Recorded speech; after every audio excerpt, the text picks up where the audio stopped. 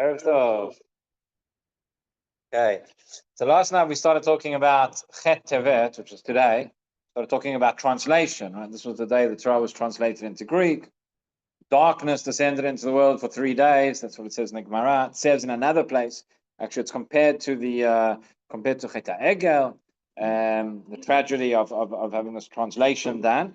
We spoke about one of the problems of translation yesterday is that you lose meaning, you lose nuance, things can be distorted, things can be misunderstood, particularly if the translation is not done adequately, which happens all the time, unfortunately. We saw Tshuva Moshe Feinstein talking about translation, where the person's allowed to translate nowadays, etc. Interesting, he didn't discuss in that Tshuva, and I'll share with you another Tshuva shortly, as to why there is no English translation of Igros Moshe.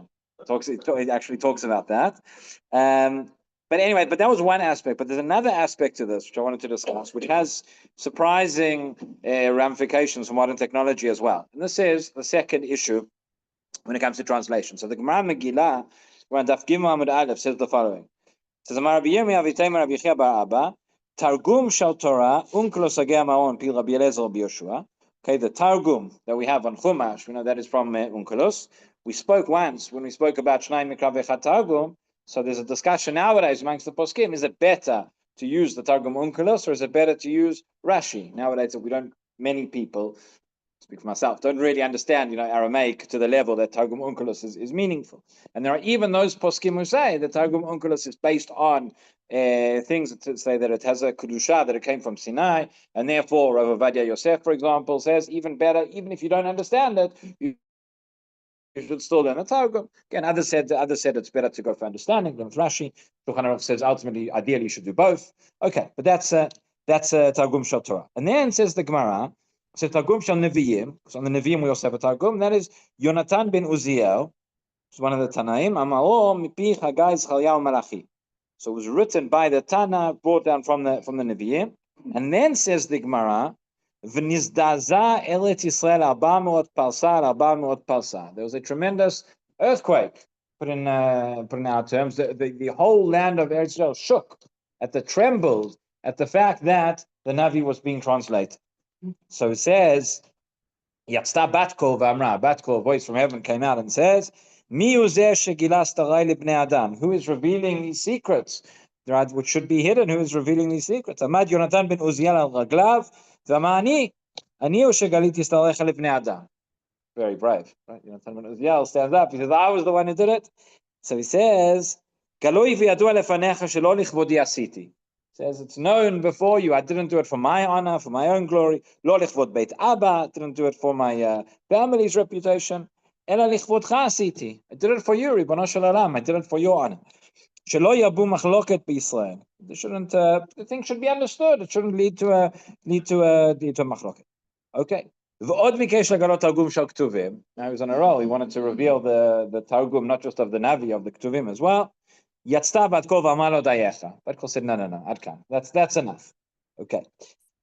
So my tama mishum de'it beiketz Mashiach, because you have in the books of Tuvim, Daniel, and others, you have exactly the time of when Mashiach will come, etc. That they did not want from heaven. They did not want to be revealed. Okay. Tosfot read, one of the Rishonim here, is a very interesting piece. So he says in his commentary, it's on the daf. Why did the whole world, Eretz Yisrael, why did the land shake and tremble at the fact that this translation was done? So we spoke about one of the issues with translation. So listen to what he says. Says Tosfot read, Targum shel Nevi'im, Yonatan ben Uziel Amaron, mipi Chagai Zechariah Malachi. Okay, that's the quote of the Gemara. And then he says like this: Perush dekevan dekatav tilguma. He says that now that the translation has been written, kevan dekatav tilguma diklai lo masri nafshayu lemilfinu kedemei kala. Now people are not moser nefesh to the same extent as they would before, and to try and understand. You've now translated before when there was no translation. So you had to sit and you had to learn a sugya, pasuk, whatever it is. You sit with your chavrota, you look at it, you learn, you try to understand, what does this mean? What does that mean? You suggest shakla v'taria, this amal ha-Torah. Torah is not meant to be, just given over easily. One has to really dedicate oneself. One has to work for it. One has to work to understand it. Now, People are not, it's interesting, he says, not even that there won't be Amal anymore, but not to the same extent as it was beforehand, meaning you've created a shortcut. Essentially, says the Tosfot, you're creating a shortcut in order for people to learn. Now, we saw yesterday, if it's something that we can't learn at all, we saw the Torah itself says, translate the Torah, Shivim Lashon, Be'er Haitev, right? We have to be able to understand it. Torah's not given to just, sit in the bookcase and nobody knows. But okay, there's a little bit of effort that goes in. That's part of the process. That's part of the way it's meant to be. It's meant to be Amal Torah. There's meant to be effort, not meant to be a shortcut. So I was thinking about this, and I was thinking this idea of Targum. This relates to something which is a buzzword at the moment. Everybody's talking about AI, right? Artificial intelligence. And the danger is that artificial intelligence is making us all genuinely stupid. That's I think the biggest stage. There are many issues and many ethical questions and all sorts of things. Spoken about some of them in the past. No doubt we'll talk about them in the future as well. So there's lots of fun things and people like to talk about. Will AI ever paskin for us? Okay, I think somebody showed me a few weeks ago? Somebody pointed out to me in one of the Elonei Shabbat, somebody's designed a bot, a Rabbi Sachs bot, which with AI, I don't know exactly how it works, but you type in a question and it tells you the answer that you can have a conversation with people that are dead. Okay, supposedly. But that's one thing. But one of the most common uses today, and AI is changing the world, and it's being, and we can't imagine, even now, it has so many uses throughout healthcare and commerce and business and all sorts of things. Within 5 years, 10 years, who knows? The world is going to change completely in ways we can't imagine. But one of the things that people are using it for, so there's an acronym which has become very popular on the internet nowadays, which is TLDR. You may be familiar. TLDR stands for too long don't read, or too long didn't read. So many times you have an article, you have an essay or whatever it is, and underneath, or you see this on social media, sometimes people will post the link and then TLDR, and then just the one-line summary or the two-line summary, because people don't have patience anymore to learn to sit and read through an article. So that may be okay for certain types of things, but what about with Torah? So there's all sorts of things. There's apps that are being developed. I heard somebody is developing an app. Somebody went and asked a question. The question they asked was as follows: I have an app which is going to summarize. People don't have time to listen to the shiur. So the shiur is an hour long, or it's half an hour long, or it's 10. The most popular shiurim nowadays are just 10 minutes because people don't have. That's already where we are. There's a rabbi in America who sends out every day. He sends out a clip on WhatsApp. He sends out and he was sending out 90-second clips because people don't have patience to watch anything shorter. And a few months ago, he sent out a clip. And he said, I've been checking and I've checked all the results of, how long people are watching, etc. I've come to the conclusion that 90 seconds is too long. So from now on, it's going to be 30 seconds because otherwise people don't open it.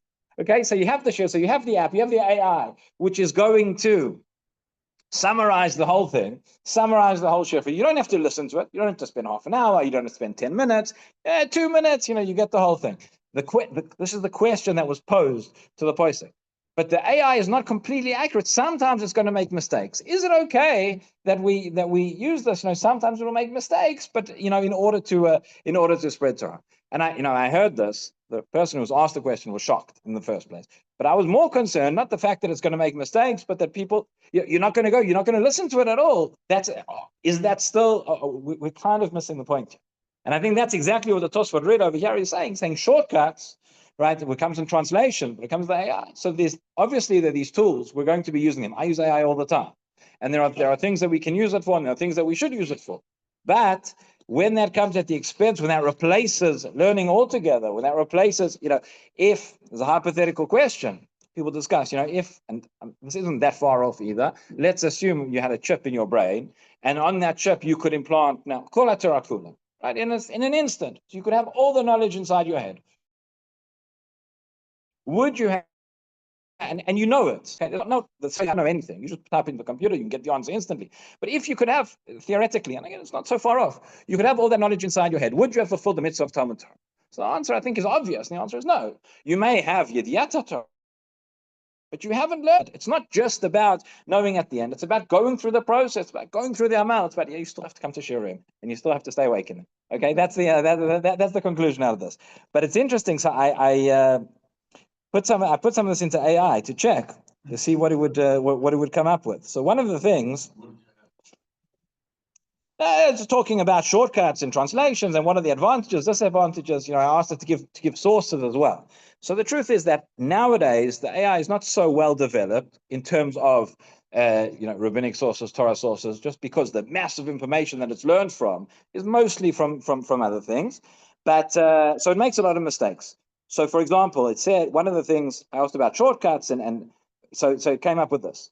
It says popularity and practicality. The Kitzur Shulchan Aruch was immensely popular due to its straightforward language and concise presentation of halakha. It was particularly embraced by lay people and those with limited access to advanced Torah education. Okay, now listen.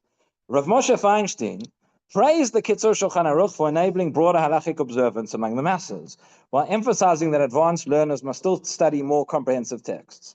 Okay, sounds very interesting. This was written by ChatGPT. This is AI. Now, it tells me where Rav Moshe Feinstein said this. Igrot Moshe Yoredea, Volume 3, Tshuva 91. Okay, so I open up Igrot Moshe Volume Yoredea 391, and I'll tell you what he says. This is the Tshuva that was quoted by the AI, saying that he's praised the Kitzur Shulchan Aruch.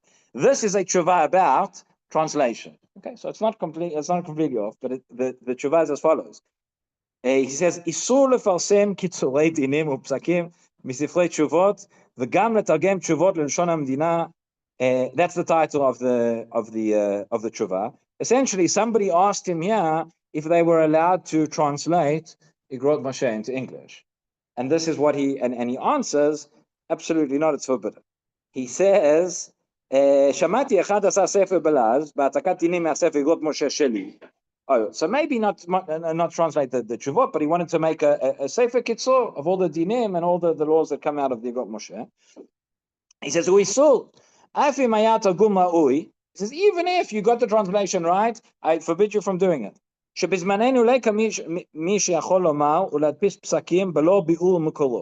nowadays you can't write a book, you can't just write the psakim without the explanations, without the sources, etc. There are already people who asked me for permission to do this.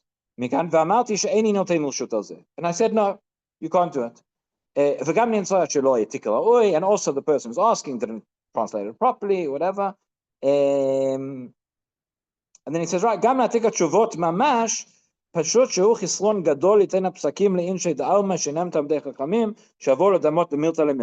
even if you're going to translate the Tshuvot, he says that you can't do either. People who don't know and don't know the Makorot and don't understand will read it and will have a ziyuf, will have a distortion that will come out of that, etc. And then he says, I protest against this with as strongly as I can. So that was the Tshuvah about which we were told that Rav Moshe Feinstein praised the Kitzur Shulchan Aruch for enabling broader halachic observance. In the Tshuva, he says completely the opposite. That's not what he says. So there's still, one has to know that if you're using AI for these kind of things, you have to know what you can use it for and what it's good for and what it's. It does say that it makes mistakes. Actually, it admitted to me in the course of the conversation. I just tell you, it said concerns and disadvantages about this. So one of them was potential misuse of AI. AI may present inaccurate or even inappropriate interpretations, as it lacks the sanctity and understanding of Torah. This could lead to the spread of mistaken ideas. So that was correct. That was that I got right. But no, the truth is, as time goes on, obviously this will get much more advanced, and it will get much more better and much more sophisticated. But the point is, even if we get to a stage where we probably will get there, where everything it's telling you is 100% right. But the point is, you still didn't do any of the learning. You still skipped it. You still took the shortcut, and that is not what we are looking for. Rabbi Kenigsberg Mincha Maariv Shiur.